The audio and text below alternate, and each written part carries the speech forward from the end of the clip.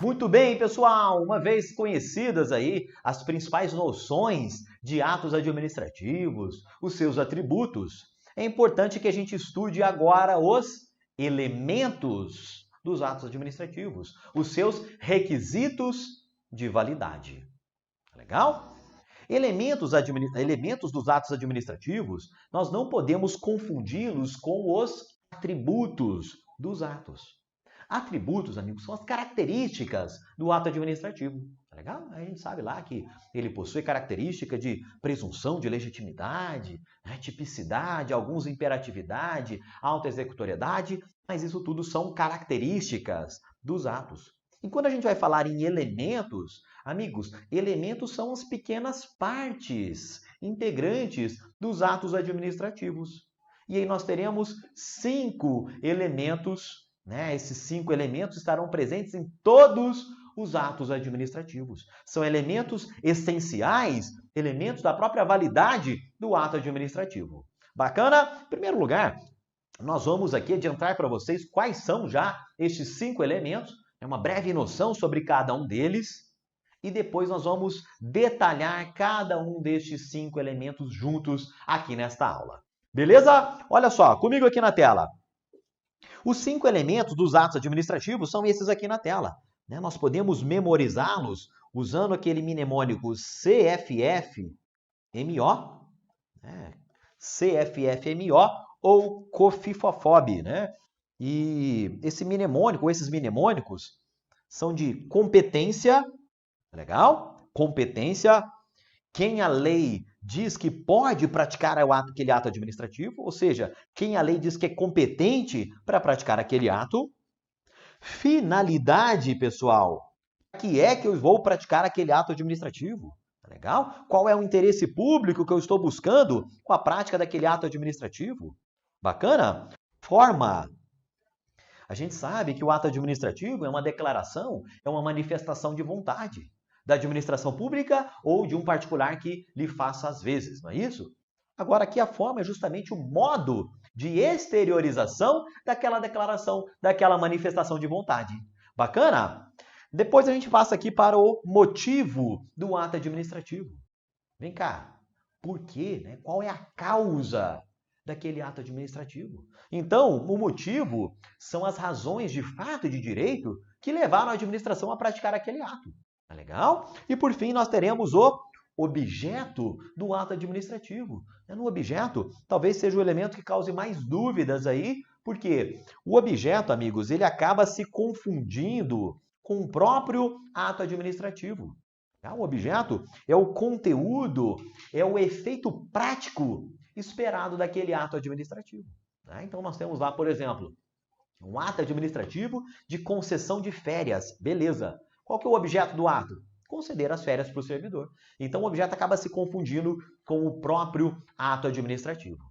Então, nestes 5 elementos, competência, finalidade, forma, motivo e objeto, nós vamos designar quem pode praticar aquele ato, para que ele está sendo praticado, legal?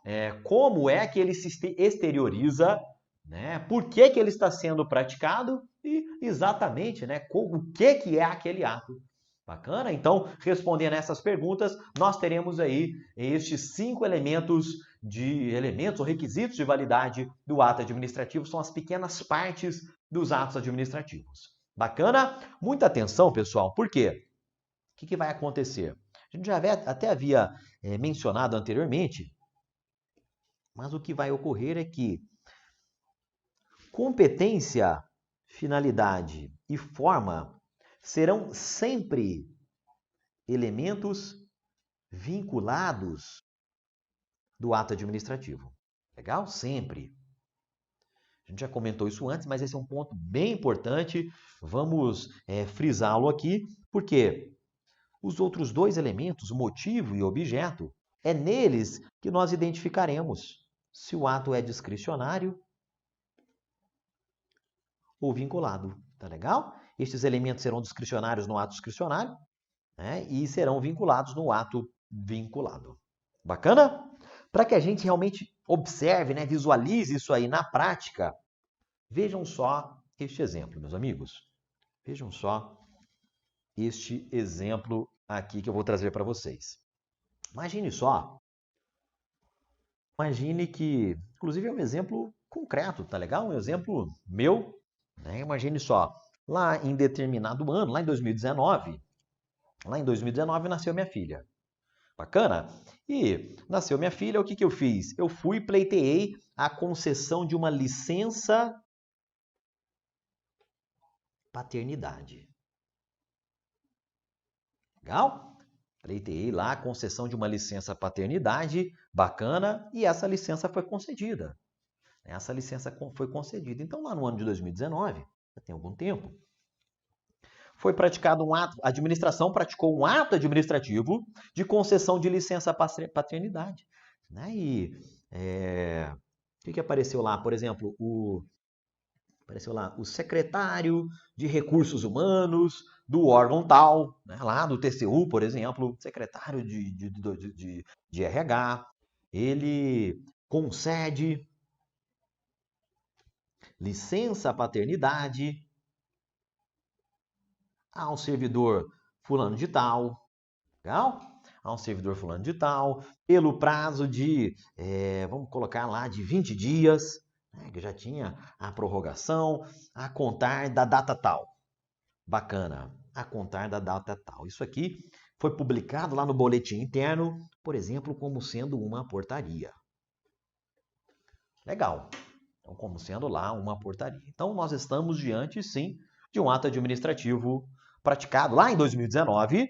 Bacana? E agora o nosso exercício aqui juntos é identificarmos os 5 elementos desse ato administrativo aqui.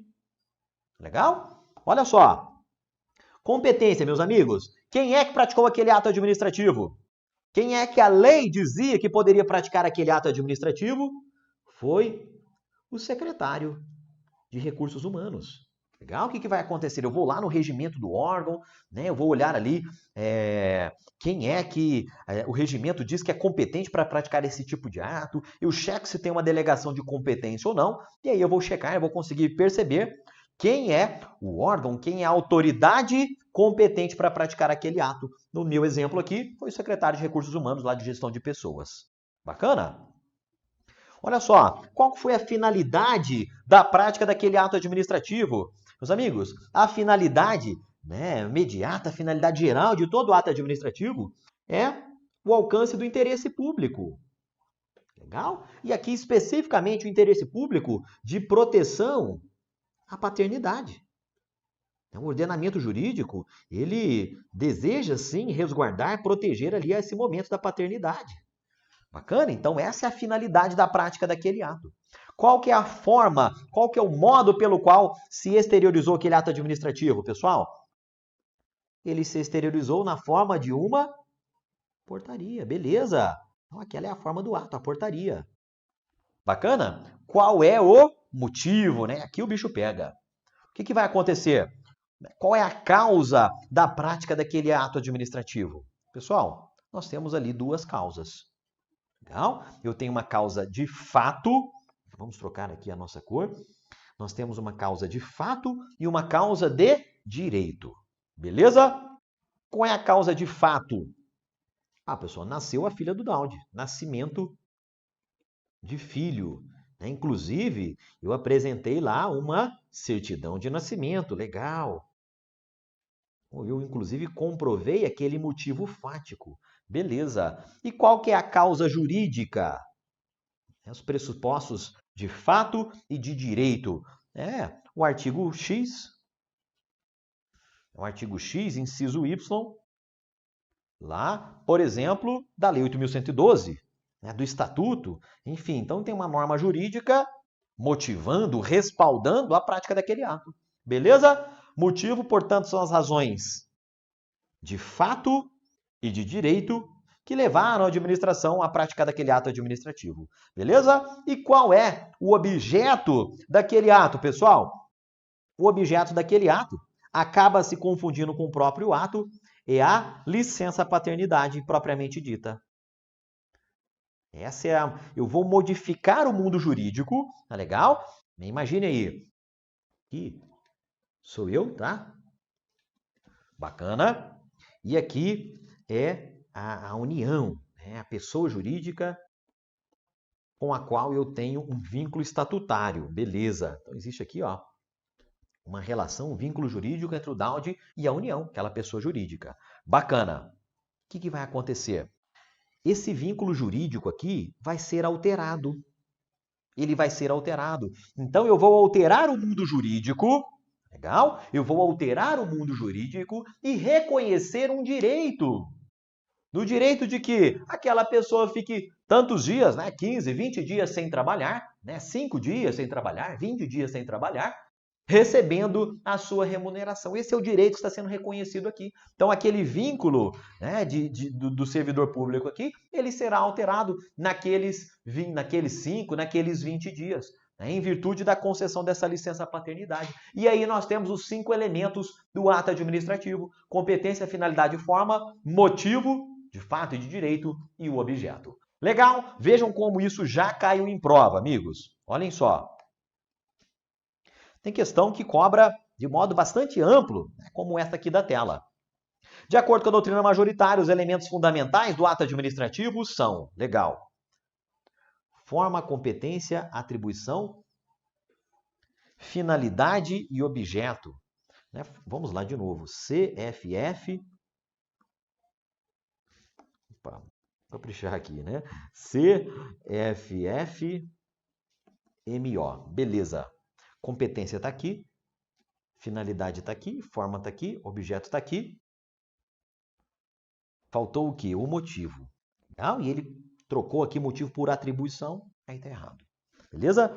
Na letra B, objeto, existe, finalidade, motivo, beleza. Competência, faltou a forma, e ele trocou a forma por tipicidade. Pessoal, muita atenção aqui, olha essa questão, essa letra B. Tipicidade, pessoal, não é elemento do ato administrativo. A tipicidade é um atributo. Então a gente tem que ficar atento com as questões, né? Aquela questão sórdida que quer confundir ali, levar-nos à confusão entre atributos, né? Piat, pita e elementos. CFFMO, COFIFAFOME. Bacana? Então essa letra B não é o nosso gabarito. Tipicidade é atributo, não é elemento. Né? Letra C, competência, de fato existe, forma, objeto, motivo e finalidade. Isso aqui, amigos, isso aqui está correto. Legal? A letra C é o nosso gabarito: competência, finalidade, forma, motivo e objeto. Dito isso, pessoal, traçada aí esta primeira consideração e essa primeira contextualização dos elementos do ato administrativo, agora nós vamos detalhá-lo um a um, né? E nós vamos detalhar aqui, né, iniciando pela competência, um dos elementos prediletos do examinador. Então vamos agora com atenção redobrada para esse trecho da aula.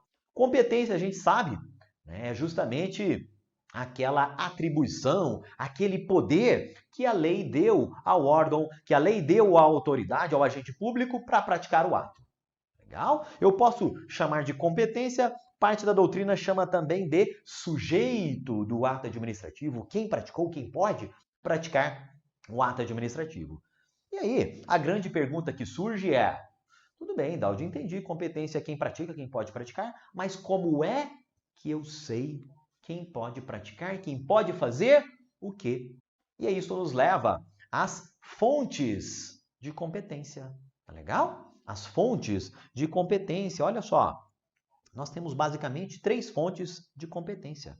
A Constituição Federal, legal? A Constituição Federal, né? Se a gente vai lá, por exemplo, na Constituição Federal, lá no artigo 84, nos incisos 4º e 6º, a gente vai ver que se eu quiser praticar um ato ali na forma de um decreto, quem que é competente para praticar um decreto é o chefe do executivo. Em âmbito federal é presidente da República. Tá legal? Então seria um exemplo aí de competência tendo como fonte a Constituição Federal. Mas nós temos ainda as leis, né? Aqui eu estou falando em lei em sentido estrito, como fonte de competência. Legal? Lei em sentido estrito é aquela lei em sentido formal, a lei que veio lá do Poder Legislativo. Bacana? E aí eu vou, por exemplo, lá na Lei 8666, né? Ou então eu vou lá na lei do pregão, por exemplo. Olha só, eu vou lá na lei do pregão, lei 10.520, e ela me diz o seguinte, olha, se estiver fazendo ali uma licitação no bojo de um pregão, bacana, e alguém interpõe um recurso, quem vai decidir o recurso é a autoridade competente. Né? Ou então ela diz lá o seguinte, olha só, então ela diz o seguinte, quando eu estou fazendo ali um pregão, o que vai acontecer é que o pregoeiro ele é competente para adjudicar o objeto. Legal? Então ali eu teria uma lei em sentido estrito atribuindo uma competência ao agente público. Bacana? Mas não apenas de Constituição Federal e de lei em sentido formal, né? Vive o poder público. Por quê? Em alguns casos, a competência será fixada, será detalhada em atos infralegais. E eu tenho lá um decreto, eu tenho um regimento interno, eu tenho uma resolução, tá legal? Então, esses atos administrativos de organização interna também são fontes de competência. Bacana? Então, vou lá consultar o regimento de determinado órgão e eu vou perceber ali quem que eu devo procurar quando o assunto é esse assunto. Eu vou procurar ali no regimento do INSS, por exemplo, para quem eu vou recorrer se a minha aposentadoria for indeferida. Legal? Então eu vou fazer ali essa pesquisa em ato administrativo de organização interna. E tem um detalhe que é o seguinte, pessoal, olha só. Esses dois aqui de cima, a Constituição Federal e as leis em sentido formal, são as fontes primárias de competência. Bacana? Fonte primária de competência. Ao passo que esses atos normativos de organização interna, em geral, atos normativos ali abaixo das leis, são fontes de competência secundária. Legal? Competência primária, Constituição Federal e leis. Competência secundária, atos de organização interna. Bacana? Um detalhe, né, que pode aparecer na sua prova. Os chamados decretos autônomos, que são aqueles que constam lá da Constituição Federal, do artigo 84, inciso 6º, né, foram criados lá pela emenda constitucional número 32, que permite ao chefe do executivo dispor sobre a organização e funcionamento da administração pública sem resultar na criação e extinção de órgãos, né, nem no aumento de despesa. Também permite a extinção de cargos e funções quando vagos. Na verdade, estes decretos autônomos, considerando que eles dispõem sobre organização e funcionamento da administração, eles também são fontes de competência. Bacana? O que mais, meus amigos? O que mais? Nós vamos detalhar isso mais à frente, né, ao longo de todo o nosso curso, mas existem vários vícios relacionados à competência. Legal? Vários defeitos no ato administrativo relacionados à competência. Ou seja, o ato foi praticado por alguém que não era competente, que não detinha o poder atribuído pela lei. Bacana? Um destes defeitos, um desses vícios da competência é o chamado excesso de poder. Tá legal? É o excesso de poder. É quando o agente público ele vai além da sua competência e pratica determinado ato administrativo. Olha só, imagine que eu tenho ali dentro de um tribunal, dentro de um ministério, legal? A competência do superintendente ali, por exemplo, determinado órgão público, para aplicar suspensões de até 30 dias aos servidores. Imagine só. Beleza. O que aconteceu? Na prática, foi aplicada uma suspensão de 60 dias por aquela autoridade. O que aconteceu? Ela praticou aquele ato com excesso de poder, ela foi além da sua competência. Beleza? O que mais que nós temos para tratar aqui sobre competência, né? Esse elemento tão importante dos atos administrativos? É importante nós tratarmos aqui com vocês das características da competência. Legal? E que anote, porque isso aqui cai em prova. Olha só, pessoal, nós vamos trazer aqui na tela as 6 características da competência segundo Celso Antônio Bandeira de Mello, que é o que cai em prova. É o seguinte, a competência, meus amigos, a competência, ela é sim um poder atribuído pela legislação ao agente público, ao órgão público, tá legal? Mas ela é o que nós chamamos de poder-dever. Poder-dever. Ela é de exercício obrigatório. Ao mesmo tempo que dá um poder, ela constitui um dever àquela autoridade, àquele órgão público. Então, nesse sentido, o agente público não pode dispor, ele não pode escolher se ele vai ou não praticar aquele ato. Legal? Se ele vai ou não exercer a sua competência. Porque a competência de exercício obrigatório ela não é disponível àquele agente público, é um poder, dever. Se a lei conferiu ao agente público, ele deverá exercê-la. Bacana? Além de ser de exercício obrigatório, a competência, meus amigos, ela é irrenunciável. É isso aí. O órgão público que a recebeu, o agente público que a recebeu, ele não pode renunciar a esta competência. Muito embora sejam possíveis, nós vamos ver em detalhes mais à frente, atos de delegação e de avocação parcial das competências, tá legal? A competência em si, a integralidade da competência, ela é irrenunciável. Então é o seguinte, você foi lá, por exemplo, tomou posse ali como, enfim, corregedor geral de determinado órgão público, beleza. E aí você, né, no primeiro dia lá da sua gestão, você vai lá e edita uma portaria, eu renuncio ao poder de aplicar sanções nos agentes públicos. E aí, pessoal? Aquele poder que você recebeu, aquela competência recebida da lei, ela é irrenunciável. Embora sejam possíveis delegações e avocações, conforme veremos mais à frente. Além disso, a competência, amigos, ela é intransferível. Ou seja, eu não posso, né? Em vez de renunciar, eu faço o seguinte, olha, eu vou mandar essa competência lá para o órgão B, lá para o órgão C, lá para a autoridade X. É legal? Isso também não é admitido. A titularidade, amigos, a titularidade daquela competência é intransferível. Agora, o que nós veremos que é possível é transferir o exercício. Transferir o exercício daquela competência por meio de uma delegação, por meio de uma avocação de competência. Bacana? O que mais, meus amigos? A competência tem como outra característica o fato de ser imodificável pela vontade do agente. E aí? Quem modifica a competência, amigos, é a fonte, né? Vamos voltar aqui no slide anterior. É uma das fontes de competência. Constituição Federal, atos de organização interna. Vejam, a mera vontade do agente público não é suficiente para modificar a competência. Tá legal? Então, ela é imodificável pela vontade do agente, ela é imprescritível. É imprescritível porque se o agente público ficou sem exercê-la, né, se ele ficou sem exercê-la ali durante algum tempo, não significa que amanhã ele não possa exercê-la. Então, ela é imprescritível. Então, o agente público não perde a sua competência pela falta do uso. Legal? Não há perda da competência pela falta do uso. E, por fim, ela é improrrogável.